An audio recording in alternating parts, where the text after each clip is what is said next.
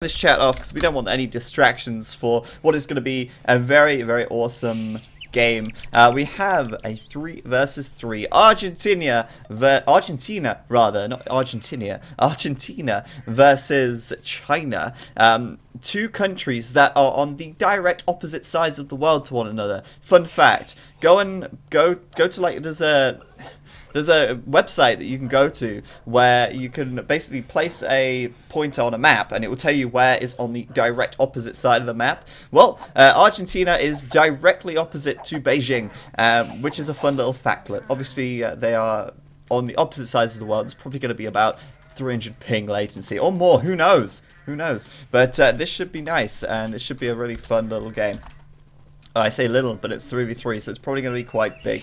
3v3 on Arabia, no less. So, down to the south of the map, in the flank position, we have Nikov, and he is playing as the Mongols for Team Argentina. In the pocket position, pardon me, I feel like I'm about to cough, but I'm kind of holding it back. We have Juan in the pocket position, yeah, in the purple, playing as the Mayans for Team Argentina, of course. Or in my case, he's playing in the hot pink, because I have Sejin's pink pony patch on. I love the name of that, it's so good. And last but not least, for Team Argentina, we have on the east of the map, in the yellow, FedEx, and he is playing as the Huns. So we've got Huns, Mayans, and Mongols. Now, I don't know if these guys chose their civs, but if they played as, or chose Mirror, they certainly got pretty damn lucky. By the way, they're playing Dry Arabia as well, which is the reason why there's no little water patches on this map, which is good. We don't like water patches on Arabia. Arabia is dry, and the little oases make things very awkward as well. So that's Team Argentina. They're down to the south, and for Team China on the northeast in the red, we've got Moonlight playing as the Huns, and I don't know who this guy is. He's a Chinese player. He's about 1900 to 2k rated, but no one seems to know who Moonlight is. He's played about 400 games on this account, so I'm not sure. It might be VG Paladin on a new nickname, but I'm not sure. If anyone knows, let me know. And in the pocket position, we've got in the green Jeffrey. He's playing as the Mayans as well. This is Jeffrey's a really good player. I mean, he's been around for a long time, and he played back in the GML as well, which was really awesome. Kind of came last, but still. Very good performance from him regardless.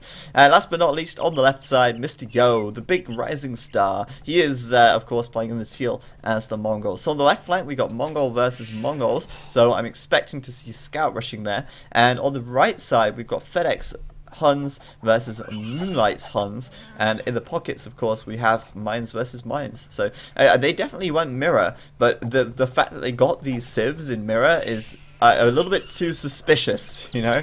I think maybe they chose to. Maybe they chose these civs.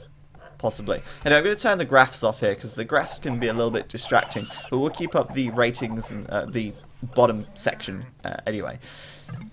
So yeah, left side's definitely going to kick off first, I think, and it's an interesting decision here by Nikov to use his scout cavalry to lure one of those boar. You saw him pulling that boar in from the front. I don't know if he actually stole or if he was actually luring it legitimately, but I believe that he did not steal the boar. I think he just lured his own boar with the scout there. Interesting decision to do that, because obviously he's planning for a scout rush here, or he should be. He's going up on 19 population. That's so few population to go up on. Mr. Yo going up on 19 as well, just a moment later. But Nikov here, oh dear, he's going to get chased away from that deer. And this is why I said it's a little bit weird for him to... Oh, maybe he did steal the boar, actually. You know, it's hard to tell. Nikov's not got that much more food, so I'm not sure. I mean, Mr. Yo did just call him a lamer, so maybe he did steal the boar after all. But either way, the very fact that he is taking damage on that scout means that he it's an awkward position for him. But Mr. Yo could lose this fight if he's not careful. There's a villager there from Nikov getting involved, and that +2 attack coming in for Nikov at just the right time, or you could say just in the nick of time. Oh, that was the best pun I think I've ever done in my life. Just in the nick of time. Nikov with that feudal age there. +2 attack on that scout. Oh, Jesus. I think that may have just broken all pun records right there. My God. I'm never going to live that one down. But, yeah, he's up a little bit sooner as well. Jesus Christ. I'm reeling. I'm reeling.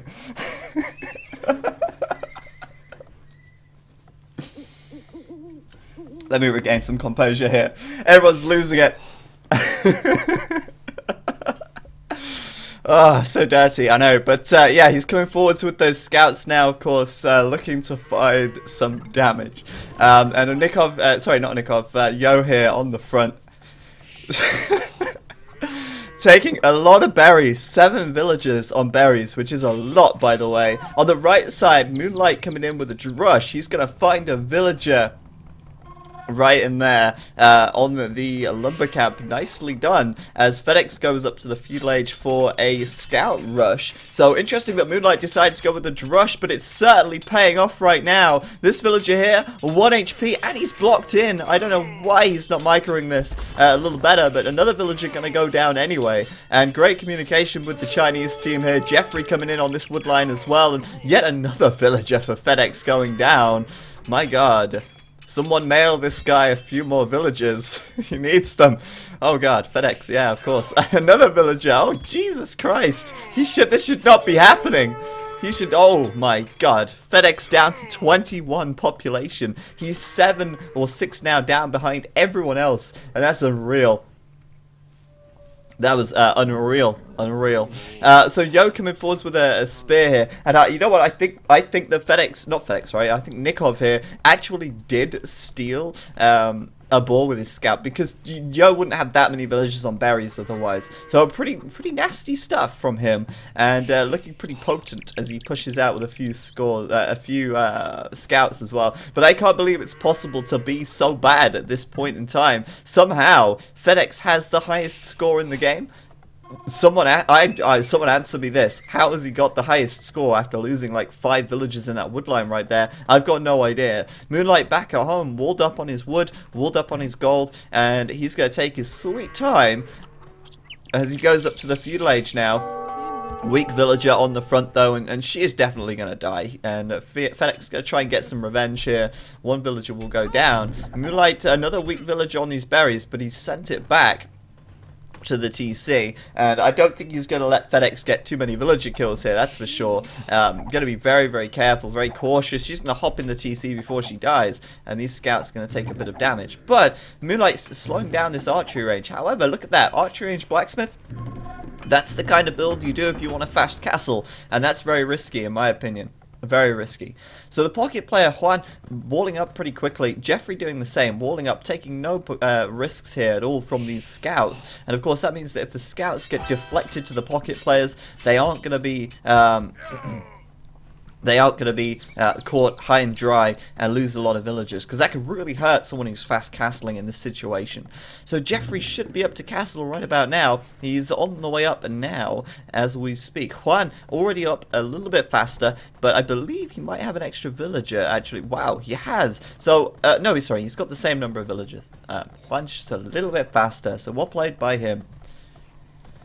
Mr. Yo on the right side, on the prowl, looking for some villagers himself. And of course, FedEx here is away from home, sending those scouts out to Moonlight. And of course, back at home, he's a little bit undefended on this gold pile. If he loses more villagers now, this is just going to be horrible for him. Mr. Yo's going to come in here. 1 scout will fall, but another villager is going to go down for FedEx. There's no question about that. She's going to die. And, well, Mr. Yo needs to get out of there now because there's a spearman, and that will easily send those scouts away. But still, well played indeed. Now, it looked like to me, FedEx here was, yeah, getting deflected, like I like to call it, getting deflected to the pocket player. Jeffrey is going to be quickly walling up this little hole. Well spotted. I wouldn't have seen that coming. I certainly would have got caught out by that, but Jeffrey spotted it and closed that gap. And FedEx here is really unable to make these scouts work for him. He's not able to find the kills that he really needs to kind of equalize at this stage. Now, Nikov as well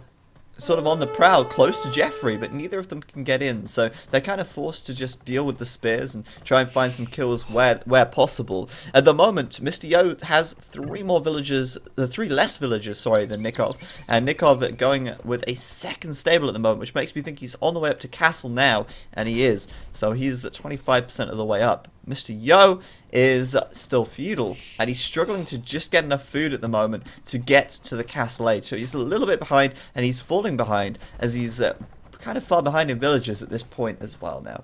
So castle age is in for Jeffrey and Juan, and of course we're expecting to see some aggression fairly soon, but not before Juan's going to put up his second and third TC. Jeffrey looks like he's going to do the same. Second TC and second TC coming up, but he's done a castle on the front instead of the third town center.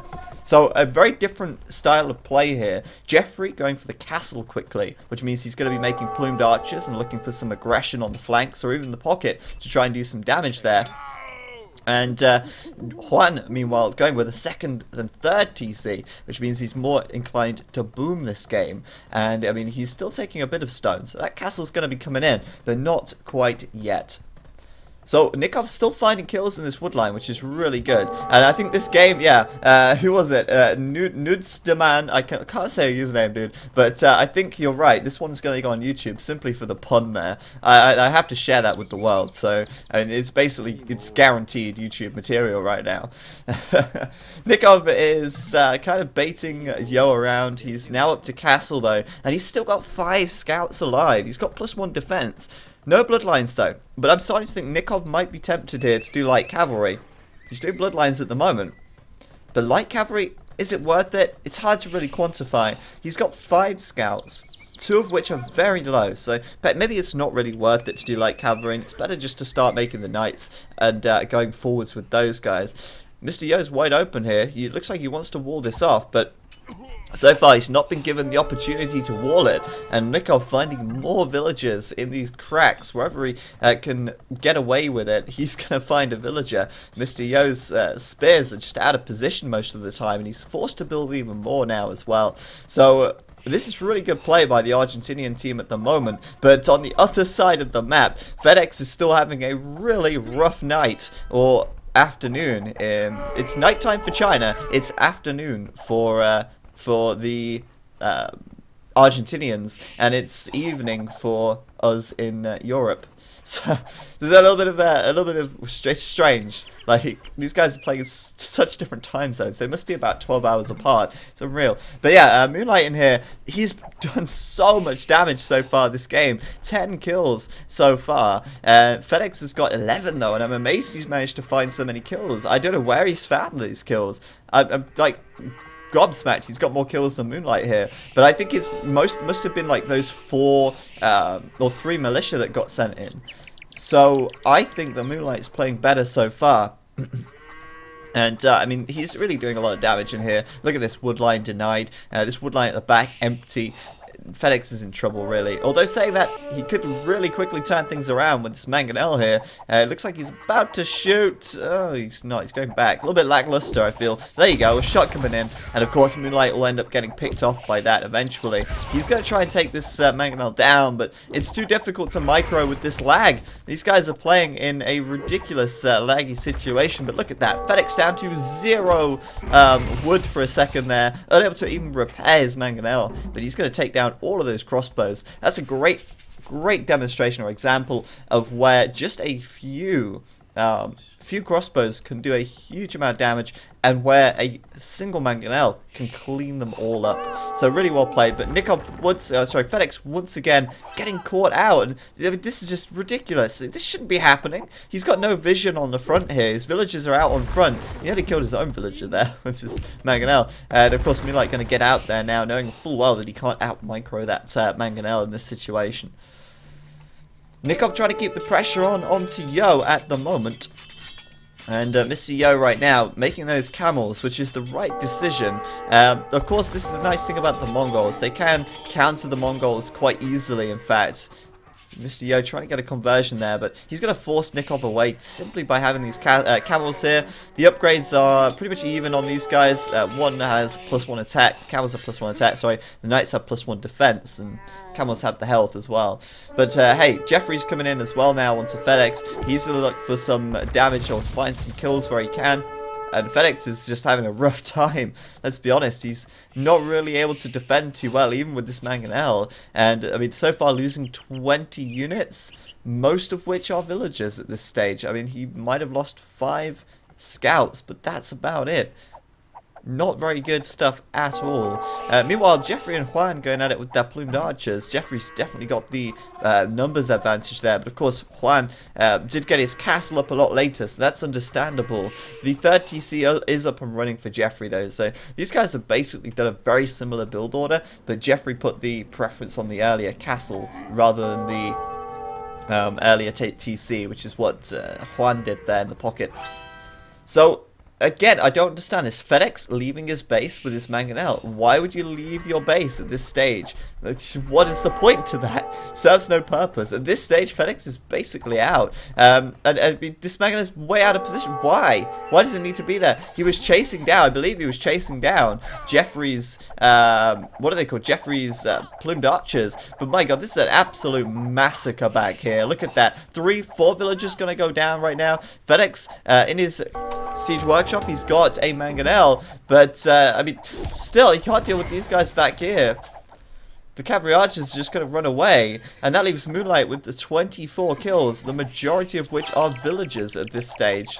And FedEx is so hurt. He's down to, I mean, what's this, villager count for FedEx? 24? The second lowest is 62. Sorry, it's 48 even, but still, it's less than half at this stage. Really bad stuff for him. Mr. Yo's also having a hard time on this left side, but he certainly looks like he's able to defend himself a little better. He's got his 3 TCs up, which is what something that FedEx doesn't have right now. He's got a good amount of eco here. He's got the means to defend himself from these knights with these camels. So it's not too bad for Mr. Yo. It's not as bad. And, he's still got double the villagers of FedEx at this stage. So it's not looking good for him. I mean, it's certainly possible for him to bring this back and pull it back. But just look how many cavalry archers are there for Moonlight right now. We're looking at 17, 18 military versus the 2 of FedEx. And sure, FedEx a couple of mangonels. That's all well and good. But the mangonel doesn't kill a cavalry archer. And that's obviously going to be a little awkward. Still, it's going to be very difficult to out-micro 2 of them. He's going to give it a good shot and split those guys. Obviously, 2 mangonels can kill them, but a single mangonel shot doesn't kill a cavalry archer. Unfortunately for Moonlight, I guess he doesn't have bloodlines yet, so might be tempted to do that in a minute. And I imagine, yeah, there it is, 30% of the way now. Maybe he's going to look to try and poke and push somewhere else and find some damage there. So, meanwhile, I mean, I'm looking at Jeffrey right now. He's halfway to Imp. Juan is just clicking up, and I don't know why that is. I mean, I would have thought that Jeffrey would have been slower to Imp here. Having a quick look at the villager count, Jeffrey's on 90, and Juan's on 103, so that probably explains it. That's an extra 500 food that Juan has spent on villagers there. So he's certainly going to be up with a strong economy. And I don't think the difference in time here is going to have too much impact. But Jeffrey about to go in now could make things very interesting. He's got a lot of plumed archers out. And I guess they're probably going to push against Nikov here. Now, having the Huns kind of die is not so bad. I mean, obviously you're going to want to get as many units out as you can, but the Huns aren't an incredible late game civ. Aside from Paladin, they don't really have a huge amount they can do. They're really lackluster on the siege. They have siege ram, but they don't have anything above mangonel. Their cavalry archers are not particularly strong in the late game, especially when you've got someone like the Mongols out there who are probably going to make Mangadai. Mangadai kill it, absolutely kill it. Even with the Hun cavalry archer bonus, the Mangadai are more cost efficient. And man, they absolutely obliterate everything. But hey, look at this. Mr. Yo might find himself some kind of a little comeback here. Jeffrey's pushing in as well there now. He's going to cling to the hill, and Mr. Yo's going to try and maybe find some of those knights if he can. Doesn't look like he's going to succeed, but they're keeping the pressure on here as Juan comes in from the back to try and defend this. Unfortunately, Juan doesn't have the Imperial Age upgrades yet, and Jeffrey's already got Bracer done, so he's going to be able to hammer out a lot more damage from this hill at the moment. If they take this fight now, they could do a great deal of damage, and they could really clean up a lot of units, which would be very, very good for the Chinese team. Now, it seems like Moonlight's just taking it easy. I mean, he's building up a 4th TC now on this right side, a 5th TC at the back, and he can get away with that. He knows at this stage, he can get away with it. And you know why? Because FedEx just has nothing in comparison to him. He has nothing to strike him back with. So he's going to just move out, take map control, take those resources, and who can blame him? I mean, it's a perfect situation for him to do that. Jeffrey's looking for some villages. He's also on the prowl, and he's going to find 1 or 2 here, which is certainly not bad. But Nikov's got plenty more economy where that came from. And at the moment, it seems like Nikov wants to go down the Cavalier route, or he did. But since he lost a bunch of knights in that fight, I think it's more likely for him to just go straight into Mangadai now. Now, in 1v1, Mangadai are not as common because they're kind of difficult to mass. They're very expensive in a 1v1. But in team games where you can trade and all that, Mangadai are definitely a very, very feasible option. And it's probably a good idea or a better idea to go straight into them. Now, Juan, great amount of elite plumed archers here. Notice how he's done elite plumed archer very quickly. And he's also managed to catch up pretty quickly in upgrades as well. Of course, Elite Plumed Archer, pretty much the first upgrade on the board for the Mayans once they hit Imp, as long as they can afford it. And it looks like Juan will win this fight pretty comfortably. The cost of, I guess, Nikov's TC, that's going to fall at any second now. This Treb on the hill, and this is a very aggressive castle, actually. You don't generally see that kind of castle placement from top experts at this, too often. And the main reason for that is because it's very risky. If you lose that castle, that's a lot of stone that you can't really easily replace. And it's going to just be gone. So the very fact that Jeffrey here is building that castle forward is great. I love it because it's just a little bit unorthodox. It's not the kind of thing you see all that often.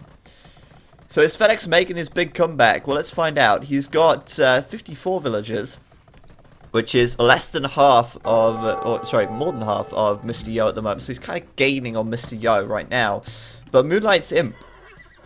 And he's going straight for Paladin by the looks of things. He's starting to produce Knights now.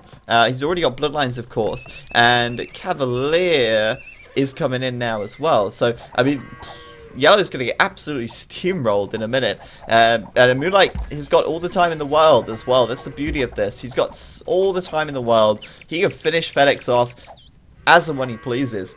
And since he's going Paladin as well, these elite Eagle Warriors that are starting to move out, well, hey, they're not going to be able to do that much because since Paladin absolutely clean up against them. So, you know, it's going to be interesting to see how it goes. But I think at this stage, the Chinese team have a huge advantage. And I wouldn't be surprised if we see them getting a win fairly soon. Still, though, the Argentinian team still have the score lead, which is amazing to me. And I think that's probably Juan propping them up a little bit as he tries to now raid with these elite Eagle Warriors. Now, if he can raid successfully, he could really make a lot of impact on this game.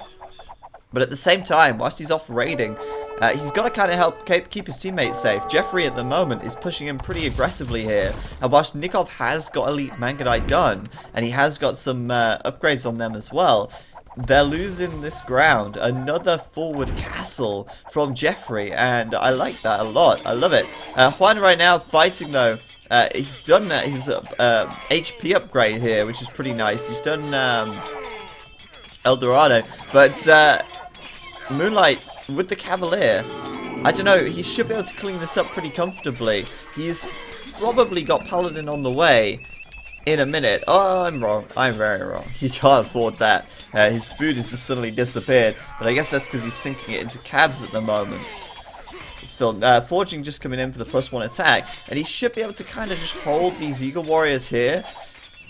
I don't know though. It's tough. I mean, the real strength in the Eagle Warriors is in numbers, really.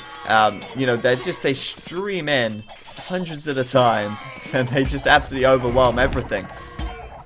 Coming over on this left side with the Eagles though is not a good decision. They're going to get cleaned up. Meanwhile, Mr. Yo's reached the Imperial Age as well, and it looks like with those siege workshops out, it looks like he's looking for Onager. Indeed he is, 82% of the way onto Onager at the moment, and Mr. Yo right now has got basically the answer to this army. If he can get a couple of nice onager shots in here, he will be able to push this back very, very quickly and very effectively. I'm amazed, really, that Nikov's kept this castle up. He's attacking, these Trebs are attacking downhill, so attack bonus for them. But down they go, as Nikov comes in with his elite Mangudai, and of course their attack bonus against Siege obliterates the Rams, obliterates the Trebs as well. But wow, Moonlight losing this momentum here, or losing to this momentum, sorry. Amazing play by Juan, and I mean, he is just absolutely killing it right now, and I'm happy to see that, to be honest. Anyway, Mr. Yo with his onagers coming in, that's gonna hurt. A couple of onagers are gonna absolutely obliterate this army. Like I said, they're gonna do a lot of damage very, very quickly. They've got to be a little careful of the Mangudai, but when they've got a lot of plumed archers there as well, they're definitely kept a lot safer thanks to that. What's going to happen? Oh, he's flattened. He is flattened, but I think these Trebs are going to go down. That's very costly indeed. Another Mangudai flattened. They get flattened so quickly. Like I said, the problem over this side is that these Eagle Warriors are useless. Against elite plumed archers, they're useless. A lot of people think that Eagle Warriors are good counters to ranged units, but they're not. You know, they aren't very good against elite plumed archers, especially because elite plumed archers have attack bonuses against them. But elite plumed archers are... what's the word? They're,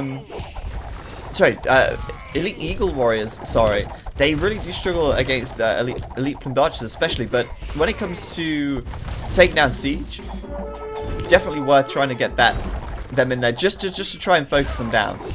Then just not that great at it. Against other archers, they're okay, but there's a lot of tricks you can do if you are playing as the Mayans.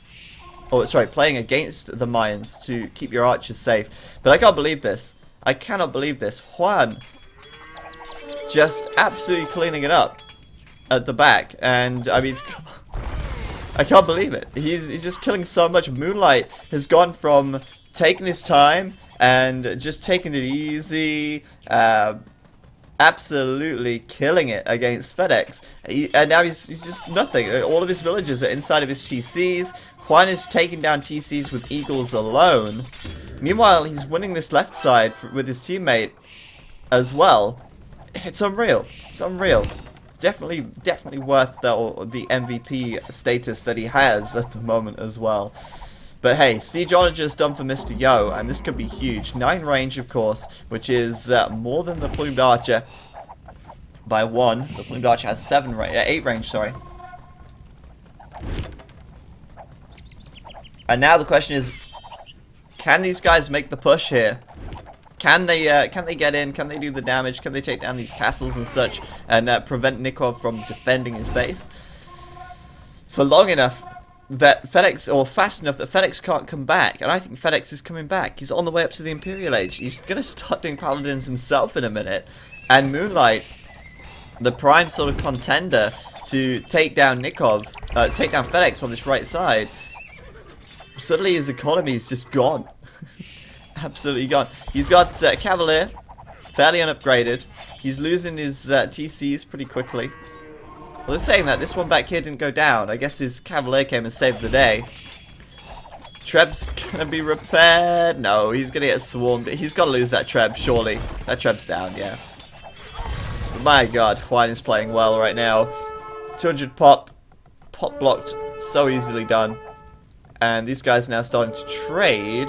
Where they're trading, I'm not sure. It looks like they're going to trade along this bottom side, but it's not a very good trade line. They've not got much protection of it, considering these guys are like right here with Siege Onagers. But oh, we've got Mangudai out for Yo now as well. Now he's the Siege Onager obviously first. Obviously Mangudai, so important to get them out. So important. In a team game, Mangudai can just absolutely hold an area, dominate an area so well. But hey, Jeffrey, he's heard about this aggression from Juan in the middle of the map, and he's not happy about it. Juan hoovering up that gold of Moonlight, how dare he? And Jeffrey's now coming forwards to try and push this away, push this back. See these elite Eagle Warriors? Telling me they're a counter to archers? I don't think so. So Juan here should win this fight if he gets this little hill. And I mean, he's got the Eagles in there to take down the Siege, which is like their basically primary focus. Whoa, look at that. FedEx up to the Imperial Age. And he is ready to rock and roll. Interesting market placement here from FedEx. These guys are trying to trade up this way. But Moonlight's got a TC right here. And they're going to end up sending their trade carts through Moonlight's TC. Pretty strange if you ask me. They need to clean that out. I think once they see it, they'll probably get rid of it pretty quickly. It's kind of funny though. But still, the raiding goes on and Moonlight can't do anything. On the left side, Siege Onagers dealt with. Wow. Nikov probably losing a few Mangudai there, but it looks like just by splitting them up, he's managed to, you know, prevent those Mangudai from doing too much. But Mr. Yo quickly upgrading his own Mangudai now. And Juan doesn't seem to have many units here at all. A lot of idols as well as his resources start to run out. A little bit worrying. He's not really got much wood right now. He's down to 162 pop. He was at 200 pop a second ago. He's lost this army on this left side. Jeffrey's overwhelmed him there. Or on the top side, sorry. On the left side, he's got a lot of idols. He's kind of grouped his units back here, which is way far back. Nikov could lose this front section of his eco in a minute if he's not careful. Mr. Yo just needs to get ballsy and push up and make a move. He's fully upgraded on the Mangudai now, so he can take this army from Nikov any day. And with Siege Onager there as well, I mean, that's going to make it even easier. So FedEx trying to get some trade up here, starting the markets on this corner of the map. They are going to trade down here, which is a much better trade line than trying to go over to this side where Mr. Yo is. Makes so much sense. But yeah, down goes this castle. Moonlight managing to spare a few cavalier to clean these villages up. And Juan, just his population just falling away so quickly right now. Having a quick look at it, he's down to 137, but that's nothing on Moonlight. Moonlight's down to 84, my god. He's fleeing away to the corner of the map. He's building new town centers all over the place. And doing what he can to defend this. But I find it quite amusing. I mean, look how quickly that got cleaned up right there. But they called GG, it seems. I'm not actually sure who GG'd that, though. I'm actually not sure. I think it was the Argentinians. I think the Chinese team won it. And you see Nikov and Juan calling GG. So I'm going to go ahead and guess that the Chinese team won that one. And looking at the win in the north, it certainly looked like it was going that way anyway. Looking at the way that Mr. Yo was pushing in on the left, it certainly looked like these guys weren't going to be able to pull it off. And I'm surprised, to be honest with you. I thought that the Argentinian team were going to be all over that. They really had a very good start to that game. But I think FedEx, it took him way too long to get back into it. It took him way too long. You know, he was absolutely dominated by Moonlight. And although Juan managed to hit Moonlight right back, FedEx just couldn't get up and running with Paladin. So he was only just starting to make some cavalier at the end of that game. It took him too long, and even with Moonlight falling out of that game towards the end, Jeffrey and Yo played very well together on this left side. They were finally winning over here, and that was the ultimate, the ultimate kicker, the thing that really won them the game. For Juan, definitely playing very well that game as well. Very aggressive across the center with the Eagle Warriors, and defending his teammate on the left with the Plumes as well. And also I think Jeffrey played that one very well also. But there you have it, GG, and a fairly quick game, team game, but all in all quite a good one. So I